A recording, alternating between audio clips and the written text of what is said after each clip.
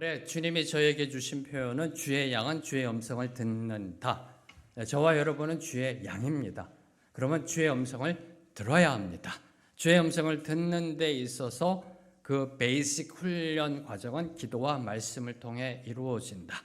그래서 저희들이 지난주까지 기도에 대한 하나님의 말씀의 은혜와 가르침을 들었습니다. 이제 오늘부터는 하나님의 음성을 들은 자, 하나님의 마음에 합한 자라 그 은혜 받은 다윗의 삶으로 다시 돌아갑니다. 작년에 사무엘상을 통하여 다윗의 영성의 은혜를 받았습니다. 오늘부터는 사무엘하에 기록되어 있는 다윗의 삶과 그 신앙을 통해 은혜 받고자 합니다. 특별히 어떻게 하면 하나님의 음성을 듣는 자로 나아갈 수 있는가, 그 은혜를 사모하며 나아갑니다. 이 사무엘하, 이 말씀, 하나님의 말씀을 여는 첫 장면에서 사울의 죽음과 다윗의 승전이 겹치고 있습니다. 그리고 사울의 죽음을 놓고요, 완전히 상반된 두 사람의 반응이 나옵니다. 사울의 죽음으로 자기의 욕심을 채우려 한 아말렉 사람과 그리고 슬퍼하며 애통한 다윗의 모습이 오늘 말씀 속에 기록되어져 있습니다. 사울은요, 저와 여러분이 잘 알다시피 다윗에게 원수 같은 존재였었습니다. 네, 그런 원수도 없습니다. 그러므로 다윗은 그의 죽음을 기뻐할 수도 있었습니다. 그러나 다윗은 그렇게 하지 않았다라는 겁니다. 이 그러므로와 그러나, 사울은 다윗에게 원수 같은 존재였습니다. 그러므로 다윗은 사울의 죽음을 기뻐할 수 있었습니다.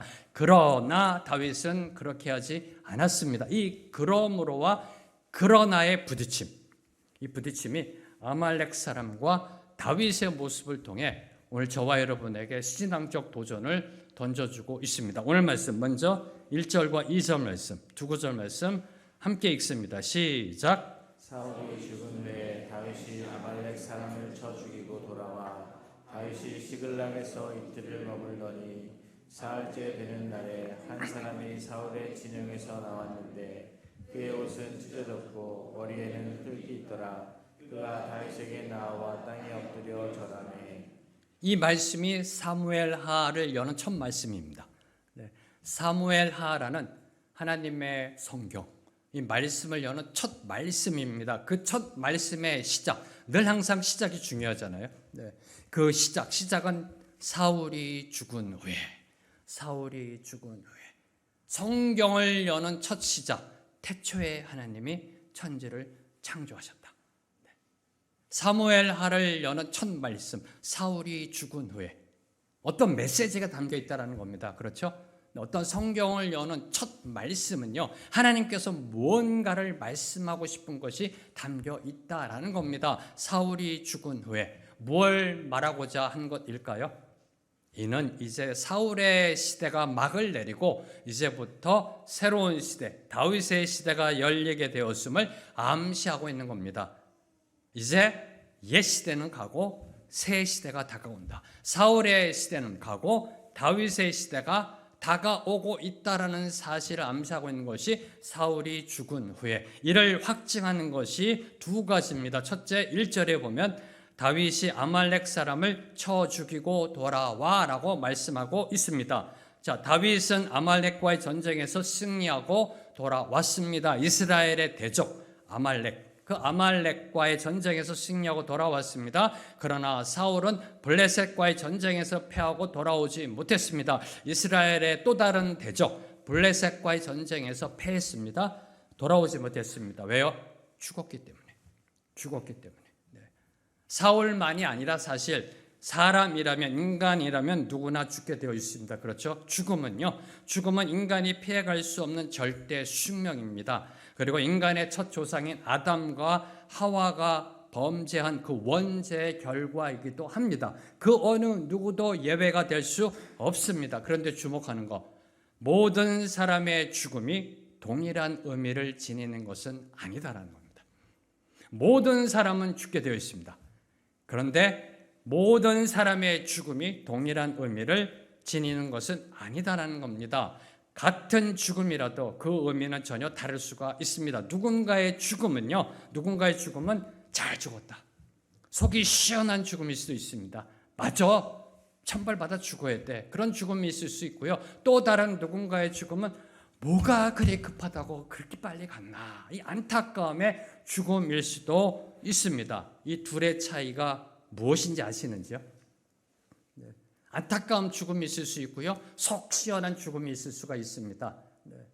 이 둘 차이의 본질적 그 차이는요, 바로 하나님을 믿었는가라는 겁니다. 하나님을 올바로 제대로 믿었는가, 하나님의 말씀대로 살았는가, 바로 그것이 이 둘의 차이를 만든다라는 겁니다. 사울이 어떤 인생을 살았나요? 하나님의 말씀대로 살지 못했습니다. 교회 다니는 사람이었습니다. 하나님께 제사 드리던 사람이었습니다. 성도라는 종교적 배지를 달고 있었던 사람입니다. 거기에 더 나아가 하나님이 세우신 그 나라의 왕이라는 배지를 달고 있었던 사람입니다. 오늘날로 말하면 아마도 어떤 그 목회의 최고 되시는 분, 감리교로 말하면 비숍, 캐톨릭으로 말하면 교황 정도 배지를 달고 있었던 사람입니다. 그런데 하나님의 말씀대로 살지 못했습니다. 그 말씀대로 살지 못했습니다. 그런 말씀대로 살지 못한 사울의 죽음, 어떤 죽음이었나요? 전쟁터에서 비참하게 자결하는 죽음으로 나아가게 됐다는 겁니다. 자, 두 번째로 다윗 시대가 열렸음을 보여주는 증거는요, 2절입니다. 한 아말렉 사람이 다윗에게로 나와 엎드려 절합니다. 엎드려 절합니다. 그가 다윗에게 나와 땅에 엎드려 절하매. 엎드렸다는 건 몸을 단순히 구부렸다는 게 아닙니다. 몸을 바짝 땅에 엎드렸다는 겁니다. 손과 발을 땅에 대고요, 바짝 엎드렸다라는 의미로 극도의 경의를 표했음을 보여주고 있는 게 엎드렸다는 것이고요. 그리고 절하면은 경배하다라는 뜻으로 하나님 또는 왕 같은 높은 신분의 대상에게 경배할 때 사용된 단어입니다. 하나님, 신 또는 왕에게 경배할 때 사용됐던 단어가 절하매라는 단어입니다. 땅에 바짝 엎드립니다. 그리고 경배합니다. 뭘 암시할까요? 사울이 죽은 후에 사람들이 이제 다윗을 이스라엘의 왕으로 인정하기 시작하였다라는 겁니다. 누가요? 심지어 아말렉 사람까지. 이 부분이 중요합니다. 이게 하나님이 만드신 세상이 돌아가는 우연이라고 생각하세요? 아니, 하나님의 섭리의 사인이라는 겁니다. 심지어 아말렉 사람까지. 제가 왜 이걸 강조한 줄 아세요? 다윗이 지금 누구를 쳐 죽이고 돌아왔습니까? 아말렉. 아말렉 사람을 도륙한 다윗을 지금 아말렉 사람이 왕으로 인정하고 있음을 보여주고 있는 것이 지금 아말렉 사람이 엎드려 절하였다라는 표현 속에 들어가 있는 겁니다. 자, 이는 이제 다윗이 이스라엘 사람뿐만 아니라 세상 사람들, 더 나아가 다윗이 도륙한 아말렉 사람까지도 다윗을 이스라엘의 왕으로, 이제 다윗이 본격적으로 역사의 전면에 등장하기 시작하였음을 보여주는 영적 사인이자 하나님의 시그널입니다. 오늘도 하나님은 인류 역사를 주관하며 다스리고 계십니다. 하나님이 이끌어 가신 그 섭리는 진행형입니다. 믿으시는지요? 그럼 그 하나님의 섭리의 시그널, 영적 사인을 보는 영성이 저와 여러분에게 필요합니다. 하나님은 보여주십니다. 하나님은 보여주십니다. 우연의 일치 같지만 보여주십니다. 다윗이 아말렉 사람을 도륙하고 돌아왔는데 그 아말렉 사람이 엎드려 다윗을 왕으로 경배합니다. 참으로 아이러니하잖아요. 하나님은 오늘도 저와 여러분에게 시대적 사인을 보여주고 계십니다. 이걸 보는 자가 하나님이 열어가시는 그 내일을 준비할 수 있습니다. 하나님이 열어가시는 그 내일에 쓰임받을 수가 있습니다. 자, 얼마 전에 우리나라에 국회의원 선거가 있었습니다. 여러분 뭘 보셨는지요? 여가 참패하고 야가 승리했다. 여당을 지지하는 분들은 환호성을 지르고요. 여당을 지지했던 분들은 나라가 망한 것처럼 한숨 푹푹 쉬시고요. 이걸 하나님께서는 원하시는 걸까요? 한번 곰곰이 생각해 보시기 바랍니다. 자, 전제 조건. 대한민국의 주권은 하나님께 있다. 믿으시는지요? 이 땅에 다스리시는 분은 하나님이시다. 믿으시는지요? 그럼 뭘 보여주시고자 하신 건가라는 겁니다. 뭘 보여주시고자 이번 국회의원 선거를 통하여 뭘 말씀하시고자 이걸 봐야 한다는 겁니다. 이걸 봐야 한다는 겁니다. 저는 개인적으로요, 이번 국회의원들의 29%가 기독교인이라는 이게 들어왔습니다. 그래서 나라를 위해 또 기도해야 되겠다. 이전 국회의원의 기독교인 비율보다 조금 낮아졌습니다. 한 3분의 1 정도인데요. 조금 낮아졌습니다. 3분의 1이면은, 기독교인이 3분의 1이면은요, 국가를 변혁시키고도 남는 그러한 숫자 아닌가요? 그런데 국회는 아직도 국민의 존경을 받지 못하는 곳이라는 겁니다. 3분의 1이 있는데도, 3분의 1이 있는데도. 얼마 정도 돼야지 국회가 변할까? 하나님은 이 대한민국을 다스리고 계십니다. 다스리시는 그 섭리는 진행형입니다. 그 진행되어지는 가운데 계속해서 영적 사인은 보내주고 있습니다. 시그널을 보내주고 계십니다. 그걸 보는 자, 그걸 보고 기도하는 자, 그를 통하여 하나님의 내일이 열려져 갈 줄로 믿습니다. 자, 다음으로 3절과 4절을 보면요, 다윗은 아말렉 사람이 이스라엘의 진영에서 도망 나왔다는 말을 듣자마자 곧바로 전쟁의 결과가 어떻게 되었는지를 질문하였습니다. 그러자 아말렉 사람은 기다렸다는 듯이 사울 왕과 요나단의 사망 소식을 전하였습니다. 4절 말씀 함께 읽습니다. 시작. 다윗이 그에게 이르되 일이 어떻게 되었느냐 너는 내게 말하라. 그가 대답하되 군사가 전쟁 중에 도망하기도 하였고 우리 가운데 엎드려져 죽은 자도 많았고 사울과 그의 아들 요나단도 죽었나이다 하는지라. 다윗이 그에게 이르되 일이 어떻게 되었느냐.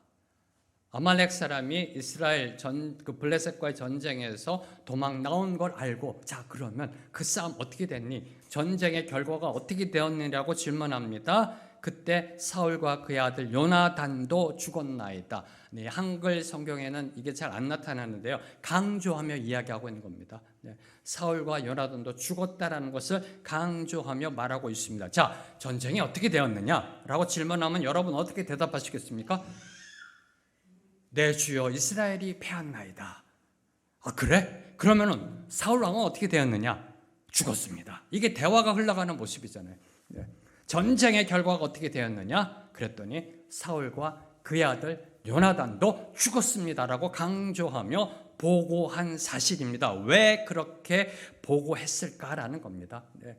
왜 앞서서 그렇게 보고했을까? 굳이 아직 묻지도 않은 걸 앞서서 강조하며 사울과 요나단의 죽음을 강조하며 보고했을까? 그 이유는 간단하죠. 이미 저와 여러분은 말씀을 통해서 알고 있고요. 그 이유는 간단 명료합니다. 자신이 목격한 사울의 죽음을 인생의 기회로 생각했기 때문에, 인생의 기회로 생각했기 때문에, 다시 말해 다윗이 사울의 죽음에 대하여 기뻐하리라고 생각했기 때문입니다. 그런데 그의 생각과는 달리 사울과 요나단의 죽음은 다윗에게 결코 기쁜 소식이 아니었다라는 겁니다. 다윗은 자신을 죽이려고 그토록 쫓아다녔던 사울 왕이 죽었다는 소식에요, 세상 이치대로 하면 기뻐할 수도 있었을 겁니다. 그렇죠? 세상 이치대로 하면은요, 와, 이제 마음 편히 지금 잠을 잘 수 있겠다라고요. 10년 채생이 내려갔다라고요. 기뻐할 수도 있었을 겁니다. 그리고 요나단의 죽음, 사울의 장자가 죽었습니다. 다음 왕의 후계자가 죽었습니다. 요나단의 죽음은 자신이 이스라엘의 왕으로 등극할 수 있는 명분이 될 수도 있었을 겁니다. 그런데 다윗은 사울의 죽음을요, 속 시원한 그 원수의 죽음으로 생각하지 않았습니다. 여호와의 기름 부음 받은 왕의 죽음으로 받아들였습니다. 그리고 요나단의 죽음 또한 개인적인 출세의 기회로 여기지 않았습니다. 이 그러므로와 그러나의 부딪힘이잖아요. 자, 이 팩트 앞에 두 가지를 묵상코자 합니다. 첫째로 아말렉 사람의 생각에 기쁜 소식이라 여긴 것이 다윗에게는 충격과 비탄의 소식이었다라는 겁니다. 그렇죠? 아말렉 사람 생각에는요, 아, 이건 다윗에게 기쁜 소식일 거야 라고 생각했던 것이 다윗에게는 비통과 충격의 소식이었다라는 겁니다. 뭘 의미할까요?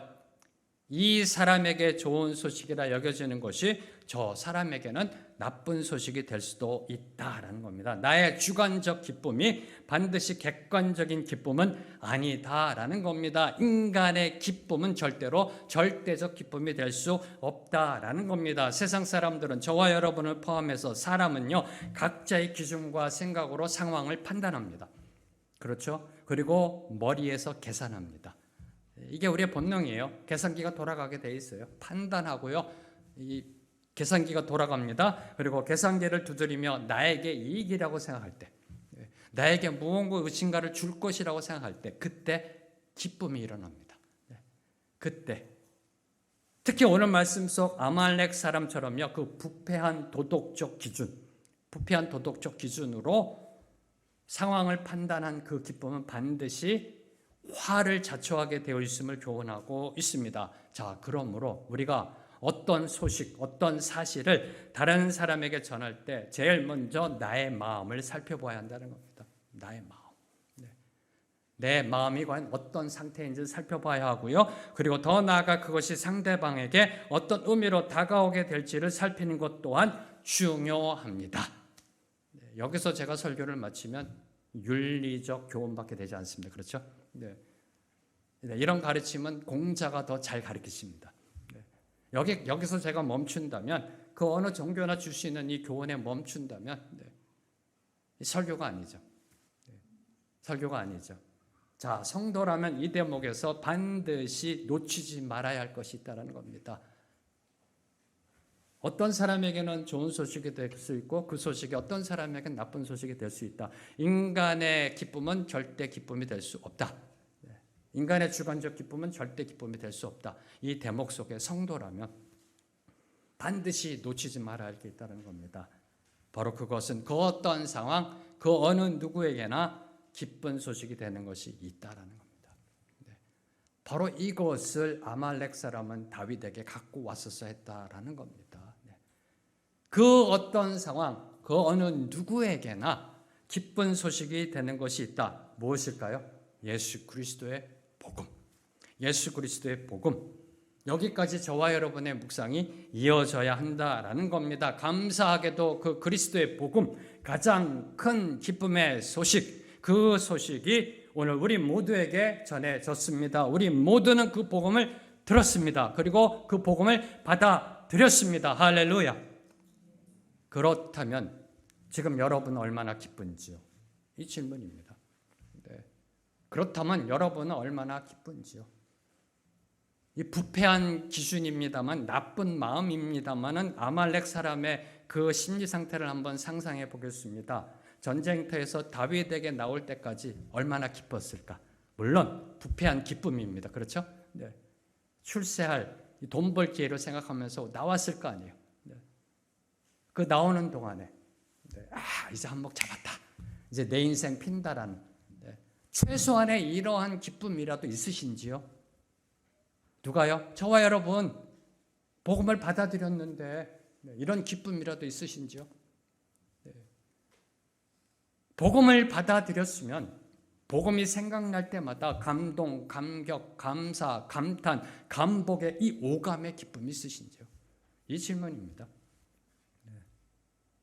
기억하십시오. 슬픔을 기쁨으로, 절망을 소망으로 바꾸는 것은 오직 하나, 복음이라는 겁니다. 가장 큰 기쁨의 소식, 바로 이것을 전하는 저와 여러분이 되기를 주님의 이름으로 축원합니다. 다음으로 묵상하는 것, 만약 이때 여러분이 다윗이었다면, 이 질문이죠. 그렇죠? 만약 이때 여러분이 다윗이라면 어떻게 반응했을까? 저도 이 부분에 있어서 한참 묵상했습니다. 이때 만약에 다윗이라면 어땠을까? 조금 기분은 좀 좋지 않았을까요? 한번 묵상해 보시기 바랍니다. 지겹잖아요. 사울이라는 존재, 안 그런가요? 벌써 잊으셨어요? 사무엘상에 있었던 그 성경 기록들. 그때 만약 여러분이 다윗이었다면 어떻게 반응했을까? 다윗처럼 슬퍼하였을까? 아니면 세상 이치대로 기뻐하였을까? 이 질문이요. 한번 묵상해 보시기 바랍니다. 자, 그러면 다윗은 왜 사울의 죽음을 기뻐하지 않았는가? 사울이 하나님이 세우신 왕이니까요? 그래서 혹시라도 하나님한테 혼날까 봐요? 그럴 수도 있겠죠. 그럴 수도 있겠죠. 네. 이 종교적 두려움 때문에. 그렇다고 슬퍼할 것까지 있나요? 기뻐하지만 않으면 되잖아요. 그거 쌤통이라고 생각만 안 하면 되잖아요. 굳이 금식하며 슬퍼함으로까지 나갈 필요는 없잖아요. 네. 왜 비통해하며 금식하며 슬퍼했을까? 자, 다윗은요, 사울로 인해 꽃다운 청춘을 도피 생활로 보내야만 했습니다. 그렇죠? 게다가 생명의 위기도 여러 번 당하였습니다. 그런데 다윗은 사울을 단 한 번도 대적하지 않았습니다. 10대 때도, 혈기왕성한 그 10대 때, 20대 초반에도요. 한 번도 대항하지 않았습니다. 한 번도 내가 이걸 그냥 한 적이 없습니다. 네. 비록 다윗은 사울의 살해 위협을 피해 도피 생활을 하였으나 얼마든지 사울을 제거할 수도 죽일 수도 있었습니다. 그런데 다윗은 사울을 제거할 수 있는 상황에서 2번씩이나 사울의 목숨을 살려주었습니다. 이게 어떻게 가능했느냐? 이게 어떻게 가능했느냐를 이해해야 왜 오늘 다윗이 사울의 죽음에 금식하며 슬퍼했는가를 이해할 수 있습니다. 이게 어떻게 가능했을까요? 2번씩이나 살려줬습니다. 이게 어떻게 가능했을까? 다윗은 천성적으로 선한 사람인가요? 네. 아니죠. 바세바와 간음 사건만 봐더라도 우리아를 살인 교사한 것만 보더라도 천성적으로 착한 사람은 아니에요.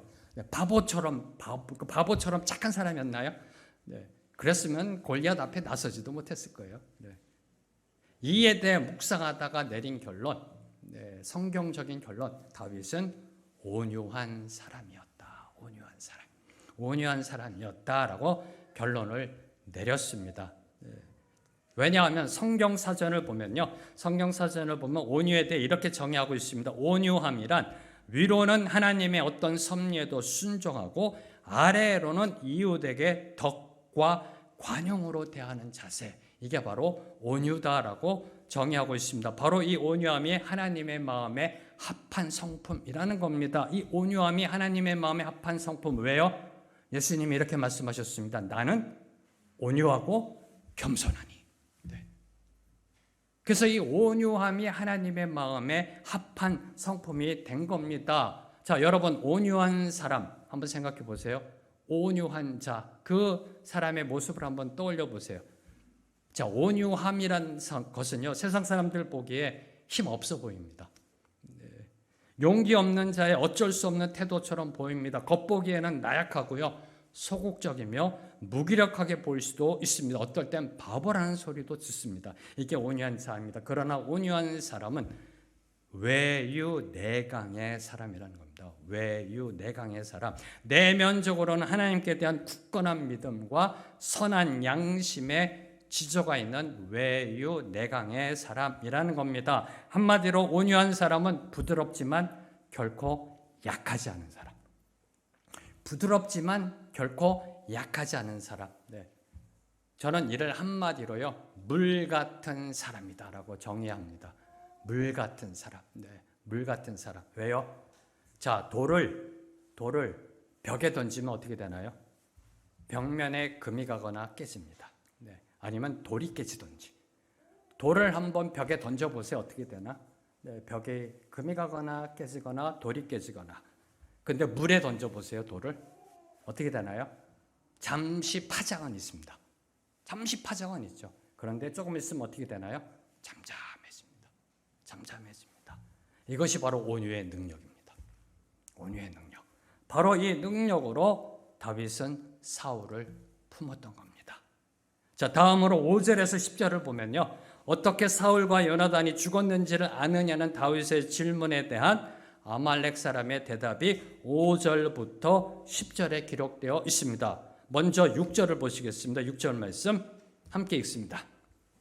그에게 알리는 청년이 이르되 내가 우연히 길보아 산에 올라가 보니 사울이 자기 창에 기대고 병도와 기병은 그를 급히 따르는데, 청년이 이르되 내가 우연히 길보아 산에 올라가 보니 라고 말하고 있습니다. 자, 3절을 보면 아말렉 청년은 자신이 이스라엘 진에서 도망하여 왔다라고 말하였습니다. 이스라엘 진에서 도망하여 왔다라고 말하였습니다. 자, 이는 자신이 이스라엘 군에 소속되어 전투를 치른 자라는 의미입니다. 네.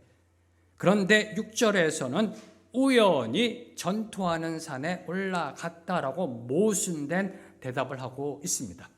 앞서서는 나도 이스라엘의 군사였습니다라고 이야기하고 6절에서는 우연히 그 전쟁하는 데 올라갔다라고 이야기하고 있습니다.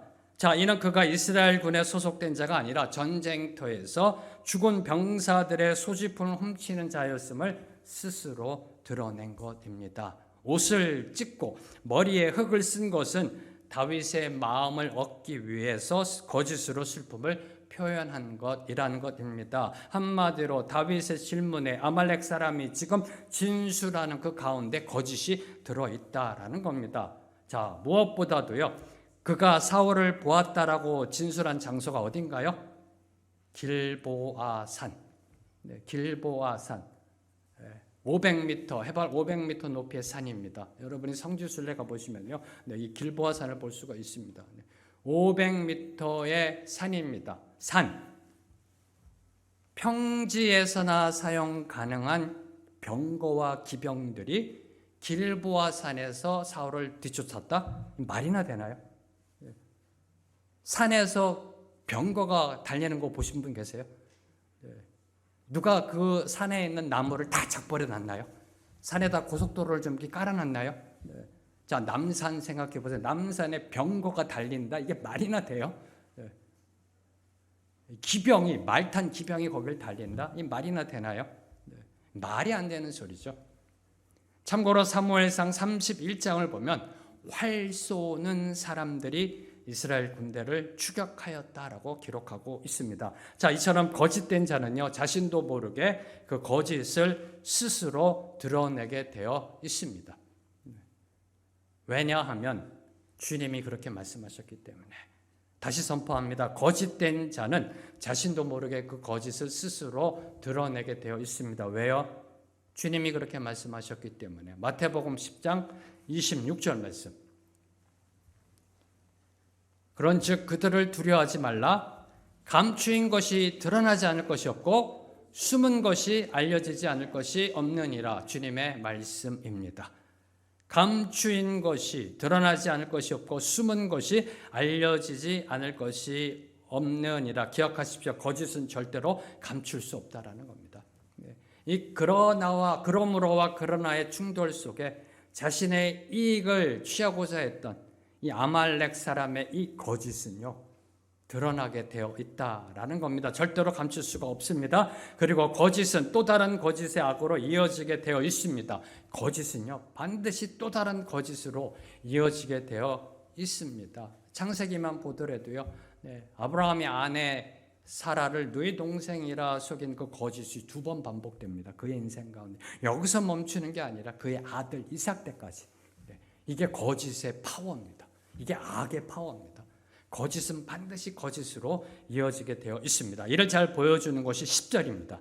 오늘 말씀 10절 말씀 함께 읽습니다. 시작. 그가 엎드러진 후에는 살 수 없는 줄을 내가 알고 그의 곁에 서서 죽이고 그의 머리에 있는 왕관과 팔에 있는 고리를 벗겨서 내 주께로 가져왔나이다 하니라. 자, 아말렉 청년은요, 사울이 전쟁 중에 부상당했다라고 합니다. 그리고 더 이상 살 가망이 없어서 그가 자신을 죽여달라는 그 부탁에 자신이 사울을 죽였다라고 진술하였습니다. 내가 알고 그의 곁에 서서 죽이고, 사울이 엎드려진 후에는 살 수 없는 줄을 내가 알고 그의 곁에 서서 죽이고 라고 이야기하고 있습니다. 그런데 사무엘상 31장의 기록을 보면 사울은 스스로 자결하였습니다. 사울의 병기를 맡은 근위병도 함께 자결하였습니다. 사울이 누구인가요? 이방인에게 모욕당하는 것을 참지 못할 정도로 자살을 택할 만큼 민족적 우월감이 있었던 사람이 바로 사울입니다. 하나님께서 원수로 이스라엘의 원수로 지목한 아말렉 청년에게 자신을 죽여달라고 이야기했다? 이건 뭔가 앞뒤가 맞지 않는 모순의 거짓입니다. 자, 사울이 자기 곁에 있는 병기 든 자를 납두고요, 안면이 없는, 전혀 없는 이스라엘의 대적 아말렉 사람을 불렀을 가능성은 제로입니다. 제로입니다. 네. 자, 이와 같이 아말렉 청년은 거짓을 감추려고 더 큰 거짓말을 하여 그 본색을 다윗에게 들키고 만 것입니다. 다윗은 질문하지 않습니다. 네가 정말 사울을 죽였느냐? 사울이 정말 너 보고 죽여달라고 말했느냐라고 묻지도 않습니다. 이미 다윗은 그 본색을 파악했던 겁니다. 더 안타까운 것은 자신의 거짓말로 인하여 결국 죽음에 이르고 말았다라는 사실입니다. 거짓의 부메랑이 돌아온 거죠. 죽음으로 돌아오게 되었던 겁니다. 자, 그러면 이 대목에서 저와 여러분이 던져야 할 질문, 그럼 아말렉 청년은 왜 자신이 사울을 죽였다라고 거짓 진술하였을까? 네. 이에 대한 답이 그의 머리에 있는 왕관과 팔에 있는 고리를 벗겨서 내 주께로 가져왔나이다 라는 이 말 속에 암시되어 있습니다. 왜 거짓으로 자신이 사울 왕을 죽였다고 거짓으로 진술했을까? 왕관과 팔찌를 내 주께로 가져왔나이다. 자, 아말렉 청년이 가지고 온 이 왕관과 팔찌는요, 왕권을 상징한 것들입니다. 금과 보석들로 꾸며진 아주 값비싼 귀중품들입니다. 이 귀한 것을 들고 먼 길을 걸어 다윗에게 나와 이렇게 말합니다. 내 주께로 가져왔나이다. 내 주께로 가져왔나이다. 어떤 뉘앙스가 풍겨지는지요? 내 주께로 가져왔나이다. 이 귀한 것 가지고 땀만 품지 않았습니다. 이 귀한 것 가지고 인생 한몫 잡으려고 도망가지 않았습니다. 땀만 품지 않고 다윗 당신에게 가져왔습니다라는 겁니다. 다시 말해 다윗으로부터 받을 더 큰 상급을 기대하며 자신이 가져온 물건이 무엇인지 다윗에게 확인시키고 있는 것입니다. 한마디로 공로 인정해 달라. 당신의 정적 사울이 죽었지 않느냐? 얼마나 기쁘냐? 그런데 내가 그 왕관과 팔찌를 가지고 왔다. 그러니 내 공로 인정해 달라. 큰 상급을 바란 거죠. 어떤 것보다 더 큰 상급이요? 왕관과 팔찌의 그 가치보다 더 큰 상급. 왕관과 그 팔찌만 하더라도 엄청난 귀중품입니다. 금과 보석들로 만들어져. 그거보다 더 큰 상급을 받기 위해 가져왔던 겁니다. 아말렉 청년이 왜 거짓말했는지요? 다윗이 기뻐할까 봐? 아니요. 그의 탐욕, 그의 욕심이라는 겁니다. 바로 그 탐욕으로, 그의 욕심으로 다윗에게 나와 거짓말했던 겁니다. 사울이 다윗의 정적이었기에 그를 죽인 자기에게 엄청난 부가 상급으로 주어질 것이라고 생각하였던 겁니다. 이게 바로 그러므로와 그러나의 충돌 속에 들어가 있는 그 매개체라는 겁니다. 그러므로와 그러나를 충돌시키는 것이 바로 이 거짓말이라는 겁니다. 이 탐욕이라는 겁니다. 이를 통해 다시 한번 교훈받는 진리, 인간의 욕심은 만족을 모른다. 다시는 진리잖아요. 인간의 욕망은 끝이 없다. 다 아는 진리. 이 진리를 다시 한번 저와 여러분에게 교훈을 주고 있습니다. 혹시 록펠러라는 분의 이름을 들어보셨는지요? 네. 제가 록펠러라고 발음하려고 했는데요. 발음이 록펠러라고 해야 된다고 그러더라고요. 네. 이분의 존함을 들어보신 적이 있는지요? 20세기 최고의 부자잖아요. 네. 석유왕, 카네기 하면 철강왕, 네. 록펠러 하면 석유왕. 석유왕으로 불렸던 록펠러에게 어느 날 한 기자가 다음과 같이 질문하였다고 합니다. 당신은 돈이 얼마나 많아야 만족하겠습니까? 록펠러가 뭐라고 대답했을 것 같습니까? A little bit more. 조금만 더. 억만장자. 록펠러에게 기자가 묻습니다. 당신은 얼마만큼의 돈이 있으면 더 만족하겠습니까? 즉 억만장자예요. 최고의 부자입니다. 그때 록펠러가 이렇게 대답합니다. A little bit more. 조금만 더. 조금만 더. 이 말만 보면 인간의 욕심은 정말 끝이 없어 보입니다. 그렇죠? 억만장자가 이야기합니다. 조금만 더 있으면 좋겠다. 네. 인간의 욕망은 정말 끝이 없어 보입니다. 오늘 말씀을 보면 인간의 욕심은요, 전쟁터에서 목숨 걸고 먼 거리를 달려오게 만듭니다. 거짓말을 지어내며 옷을 찢고 흙을 머리에 뿌리게 합니다. 다른 사람의 죽음을 이용해서라도 자신의 이익과 영광을 취하려 하는 것이 인간의 욕망이라는 겁니다. 그런데 기억하셔야 될 것, 록펠러는 다음과 같은 말도 남겼습니다. 나는 돈을 벌려는 야심이 없었다. 그 기자에게 하는 겁니다. 돈을 버는 것이 목표가 아니었고 이루고 싶은 꿈이 있었다. 돈을 버는 것이 목표가 아니었고 이루고 싶은 꿈이 있었다. 그 꿈을 위해 little bit more. 그 꿈을 위해. 록펠러는 돈에 굶주린 탐욕의 사람이 아니었었습니다. 아주 신실한 성도였었습니다. 하나님을 믿는 독실한 신자였습니다. 록펠러는 그 어떤 소득이건 기본적으로 10%는 교회에 헌금했습니다. 11조죠. 기본적으로 어떤 소득이건 100억을 벌면 10억을, 1000억을 벌면 100억을. 쉬워 보이죠? 100원을 벌면 10원은 11조 할 수 있습니다. 1000억을 벌어서 100억을 11조 한다? 쉽지 않습니다. 근데 록펠러는 어느 소득이건 기본적으로 10%는 하나님께 헌금했습니다. 그리고 그 외에도 많은 헌금으로 교회 사역을 도왔고요. 그리고 은퇴한 후에는 자선과 복지 사업에 몰두하였습니다. 세상에는요, 욕심 없는 사람 없습니다. 그렇죠? 욕심 없는 분 한번 손들어 보세요.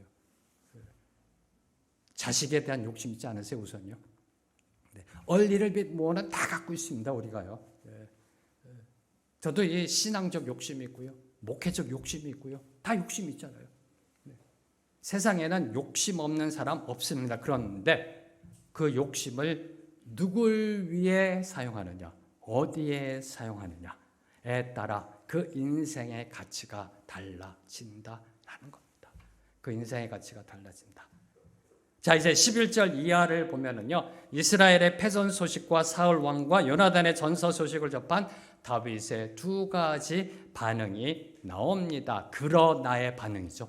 그러나의 반응이 나옵니다. 먼저 11절과 12절 말씀, 두 구절 말씀 함께 읽습니다. 시작. 이에 다윗이 자기 옷을 잡아 찢음에 함께 있는 모든 사람도 그리하고 사울과 그의 아들 요나단과 여호와의 백성과 이스라엘 족속이 칼의 죽음으로 말미암아 저녁 때까지 슬퍼하여 울며 금식하니라. 자, 다윗은 아말렉 청년의 말을 듣고 그가 가져온 사울 왕의 유품을 확인한 후에 옷을 찢고 해 저물 때까지 통곡하며 금식하였습니다. 여기서 우리는 다윗의 위대한 면모를 발견할 수 있습니다. 보통 사람이 아니었다. 평범을 뛰어넘는 사람이었다. 무슨 말일까요? 다시 한번 강조합니다. 일반적으로 원수의 죽음에 대한 소식을 들었을 때는요, 기뻐하는 게 당연한 겁니다. 그렇죠? 지긋지긋한 원수가 죽었다. 기쁘잖아요. 속이 후련하잖아요. 이제 두 다리 쭉 펴고 잘 수 있겠다라고 생각하는 것이 이 세상 사람들의 보편적 모습입니다. 그러나 다윗의 태도는 정반대였다라는 겁니다. 그는 사울 왕의 비보를 듣고 비통해하였습니다. 더 나아가 사울을 위하여 애가를 지어 부르기까지 하였습니다. 이 애가는 다음 주에 저희들이 말씀을 살펴볼 겁니다. 다시 말해 다윗은요, 원수인 사울까지도 주님의 사랑으로 품었던 겁니다. 소위 말하는 주님이 말씀하신 원수도 사랑하라를 몸소 보여준 사람이 다윗이라는 겁니다. 원수까지도 사랑하라. 그 모습을 보여준 겁니다. 자, 그러면 당연히 또 질문 던져야죠. 그럼 어떻게 원수를 사랑할 수 있을까? 원수 사랑하기가 쉬우세요? 원수 사랑하십니까? 누가 조금만 여러분을 뒤에서 비난하고 백바이팅 험담하더라도 속에서 분노가 차오르는데 원수를 사랑한다? 가능하세요? 누가 조금만 여러분에게 서운해도 그 사람 얼굴 보기가 껄끄러운데 원수를 사랑한다? 가능하세요? 이게 어떻게 가능할까? 다윗이 온유해서요? 자, 온유함은 앞서 살펴보았듯이 어떤 대적과 핍박 앞에서도 덕과 관용을 잃지 않는 겁니다. 소극적인 겁니다. 죄 짓지 않는 겁니다. 바보가 되는 겁니다. 이게 온유함입니다. 어떻게 원수까지 사랑하는 그런 적극성으로 나아갈 수 있었을까? 자, 성경이 말하는 사랑, 이 이웃 사랑은요, 달빛 사랑입니다. 달빛사랑. 잘 들으셔야 됩니다. 달빛사랑입니다. 달이 스스로 빛을 발하는 것이 아니라 태양빛을 반사하는 것처럼 성도들은 하나님이 베푸신 한량없으신 사랑, 그 값없이 베푸신 사랑을 힘입어 다른 사람을 사랑하는 겁니다. 이웃사랑은 절대로 내가 하는 사랑이 아니라는 겁니다. 절대로 인간적인 사랑이 아니라는 겁니다. 저는 많은 경험을 했습니다. 성경에 이웃 사랑하라, 원수 사랑하라 말씀되어 있기 때문에 내가 그러면 목사니까 3대째 기독교 집안에 태어났으니까 늘 항상 이 말씀을 갖고 그래 사랑해야지 품어야지 3일 지나면요 이 마음이 이 논밭이 타들어가 가지고 가뭄에 바짝바짝 갈라지듯이 마음이 그런 게 느껴져요. 힘들어요. 왜 내가 사랑하려고 그러니까. 하나님 앞에 울부짖습니다. 어떻게 하면 사랑할 수 있냐고. 그죠? 네. 사랑은 하라고 했으니까. 네. 인간이 하는 사랑이 아니라는 겁니다. 달빛 사랑입니다. 달빛 사랑. 달은 스스로 빛을 발할 수 없습니다. 태양빛을 반사하는 것처럼 저와 여러분은 죽었다 깨어나도 아가페 사랑을 할 수가 없습니다. 하나님의 사랑을 충만히 받아 그 사랑으로 사랑하는 것. 자, 이를 다른 말로 하면 욕조 사랑이라는 겁니다. 욕조 사랑. 여러분과 좀 많이 나눴던 그 개념이죠. 욕조 사랑. 욕조에 물을 가득 받아놓고 들어가면 어떻게 되나요? 욕조에 물이 넘쳐 흐릅니다. 욕조에 물을 가득 담아놓고요. 한번 쭉 들어가 보세요.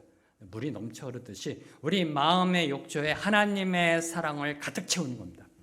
우리 마음의 욕조 하나님의 사랑을 가득 채워 그 욕조에 첨벙하고 들어감으로 하나님의 사랑을 주변에 흘려 넘치게 하는 게 이웃사랑이라는 겁니다. 바로 이 이웃사랑, 이 달빛사랑, 이 욕조사랑을 원수 앞에서 하면 됩니다.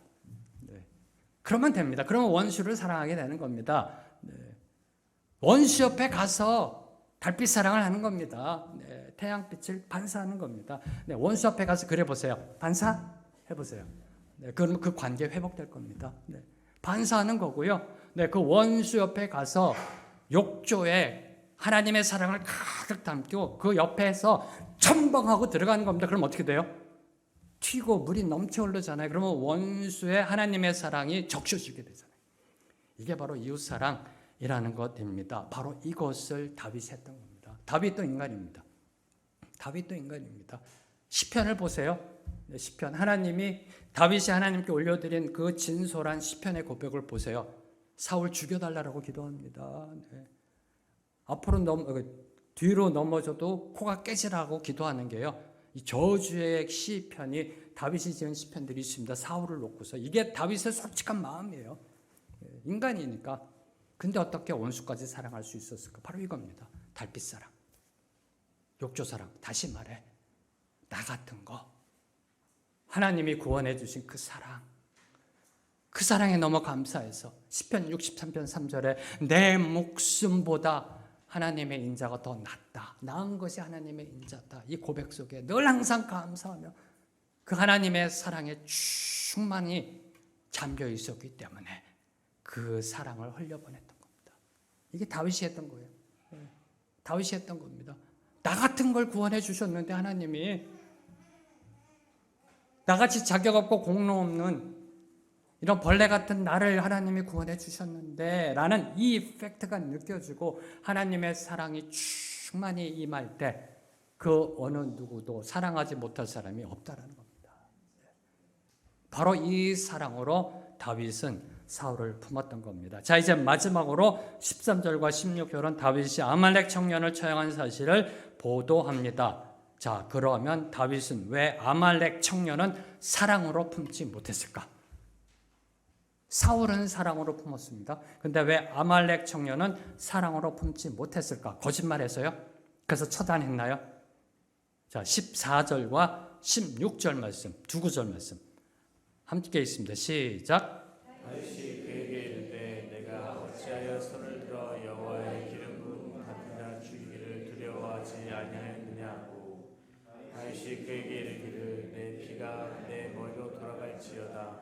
내 입이 내게 대하여 질문하기를 내가 여호와의 기름 부음 다음 자를 죽였노라 하니라 하였더라. 다윗이 아말렉 청년을 처단한 그 근거는 바로 여호와의 기름 부음 받은 자를 죽인 죄입니다. 여호와의 기름 부음 받은 자를 죽인 죄 2번 반복하며 강조하고 있습니다. 자, 이런 아말렉 청년이 하나님의 존재를 인정하지 않았다. 아니, 경멸했다는 뜻입니다. 하나님의 존재를 인정하지 않았다. 더 나아가 경멸했다.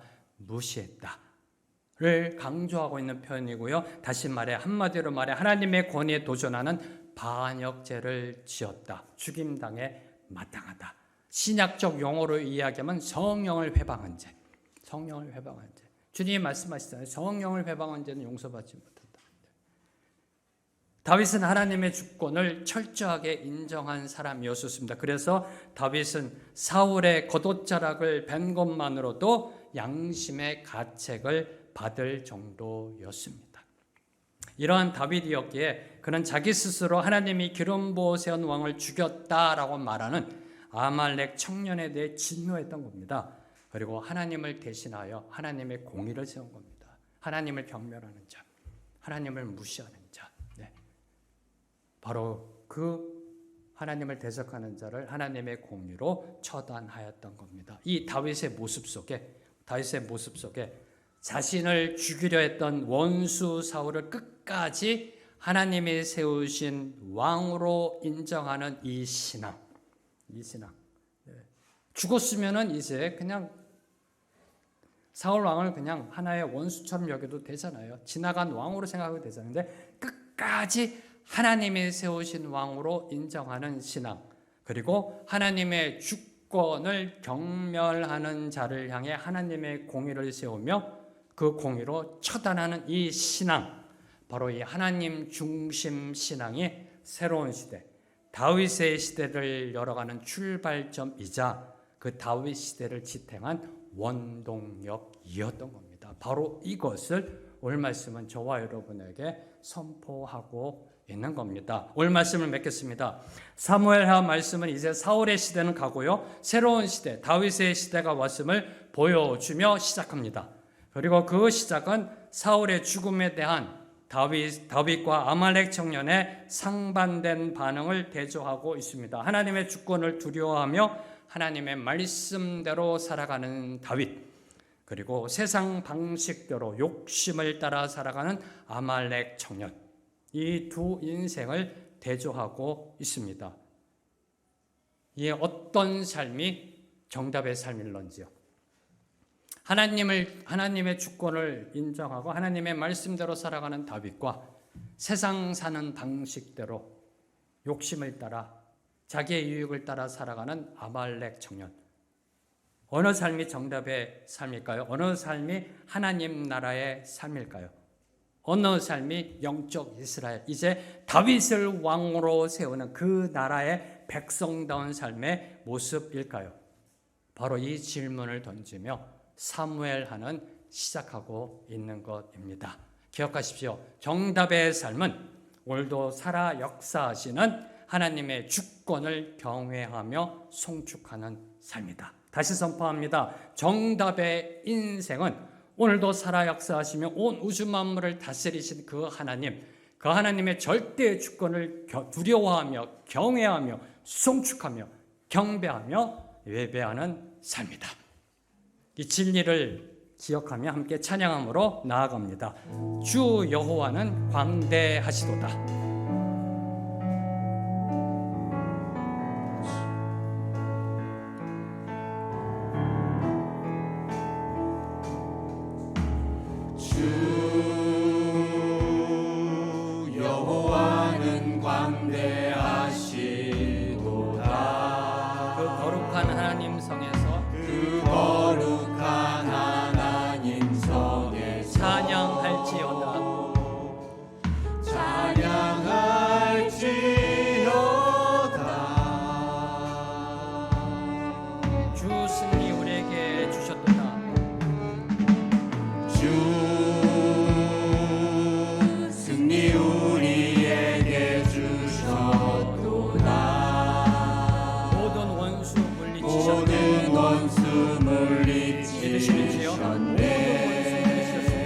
엎드려 절하세. 엎드려 경배하세. 엎드려 송축하세. 높이며 주의 크신 이름 높이며 우리에게 행하신 위대한 일 감사하세. 오 주의 신실하신 그 사랑 온 땅과 하늘 위에 계셔 홀로 영원하신 이름. 주 여호와는 광대하시도다. 주 여호와는 광대하시도다. 그 거룩한 하나님 성에서 찬양할지어다.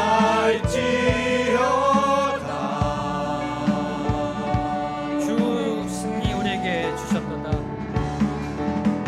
주 승리 우리에게 모든 원수 물리치셨네. 주셨도다. 우리에게 승리를 주셨습니다. 모든 원수를 물리쳐 주셨습니다.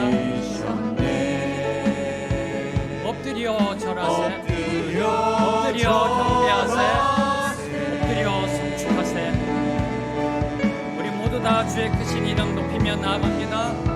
다 주의 크신 이름 높이며 우리에게 행하신 위대한 일 감사하세. 우리에게 행하신 위대한 일 감사하세. 오 주의 신실하신 그 사랑 온 땅과 하늘 위에 계셔 홀로 영원하신 이름. 다 주의 크신 이름 높이며 한 목소리로 찬양합니다.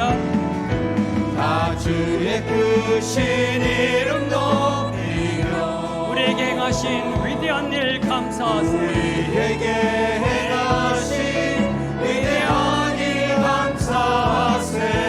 오 주의 신실하신 그 사랑 온 땅과 하늘 위에 계셔 홀로 영원하신 이름. 살아계신 주 살아계신 주 나의 참된 소망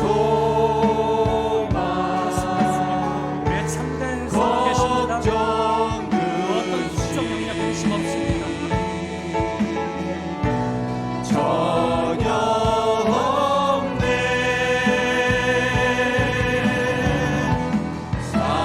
사랑해 주네 갈 길도 하니 내 모든 삶의 기쁨 늘 충만하다. 한 번 더 고백합니다. 살아계신 살아계신 주 우리가 믿는 하나님 오늘도 살아계신 분이십니다. 나의 온 우주 만물을 다스리시는 분입니다. 그분이 우리의 아빠 아버지 되십니다. 무엇이 염려될런지요, 그 무엇이 걱정될런지요, 모든 것 다 주님께 맡기고 우리의 참된 소망 되시는 주님 앞으로 나아갑니다. 사랑의 주 내 갈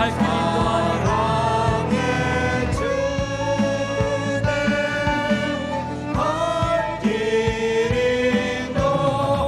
인도하니 내 모든 삶의 기쁨 늘 충만하네, 늘 넘쳐나네. 한 번 더 고백합니다. 살아계신 주 나의 참된 소망.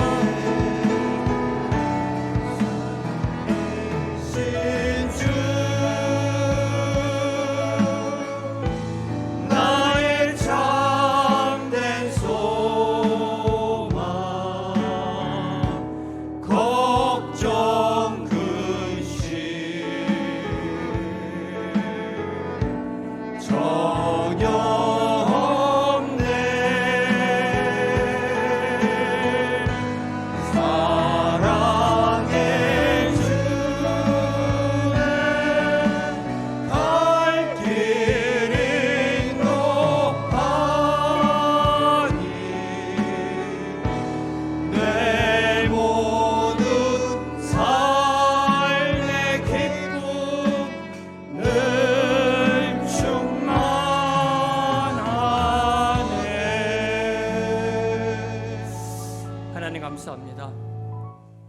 우리로 하여금 복음을 듣게 하시고 하나님을 아빠 아버지라 부르며 예배드리며 찬양할 수 있는 이 은혜 주심에 감사합니다. 주님, 다윗처럼 오직 주의 주권을 높이며 오직 주의 말씀대로 따라가는 주님의 마음에 합한 인생 살아가게 하여 주시옵소서. 주님, 간절히 기도하오니 우리 인생 가운데 오늘 말씀 속 아말렉 청년과 같은 그러한 실수, 오류, 범죄, 허물 없는 하나님이 기뻐 받으시는 삶 살아가는 우리 모두가 되게 하여 주시옵소서. 예수님의 이름으로 기도합니다. 아멘.